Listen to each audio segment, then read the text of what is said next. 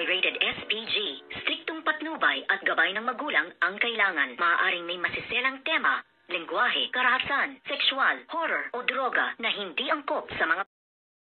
Good morning mga kachikas and welcome sa aking munting channel. Darating na nga at papasok na ang bagong kakampi nitong ang ating bidang si Princess na ngayon nga ay kinakailangan na ngang tapusin ang kasamaan ng mag-inang malaking bungangang Divina at itong ang si Libby, kung kaya't ngayon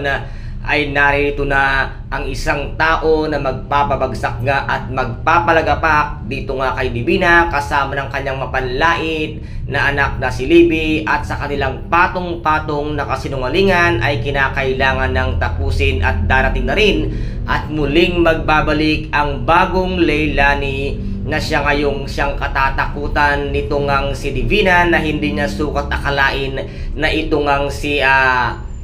Leilani ay muling mabangon at mababago ang kanyang buhay dahil sa tulong ng isang makapangyarihan at malaki ang puwersang tao na siya rin ngayong tutulong dito nga kay Princess upang ipaglaban ang kanyang karapatan at babagsakin ang mga tao mapang-api, kung kaya't ito na ang pagkakataon ng ating bidang si Princess para siya naman ang mamayagpag at maitama ang lahat ng mga pagkakamali nito ngang mag-inang bruhang si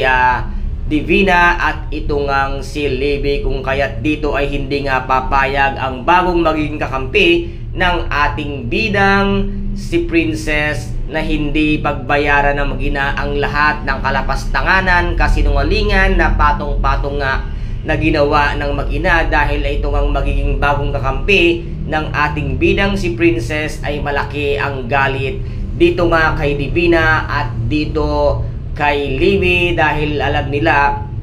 na simula't simula pa lang ay puro na kasinungalingan ang itinanim ng malaking bungangang si Divina, kung kaya't ngayon ito na ang kanyang katapusan. At ano kaya ngayon ang mga nag-aabang na mangyayari sa buhay nitong si Divina at si Libby? Ito po ang ating paka-aabangan sa mga susunod na episode, ang pagbagsak ng mag-inang Libby at ang kanyang Mommy D. Kaya guys, ito po ang ating paka-aabangan at ating napaka-excited na panunuorin dito nga sa Prinsesa ng City Jail. Kung nagustuhan po ninyo ang aking videos for today, paki-subscribe na lamang po ng aking channel, paki-like and share para maging update kayo sa lahat ng gagawin kong videos. Maraming salamat po. Ingat, God bless and bye-bye!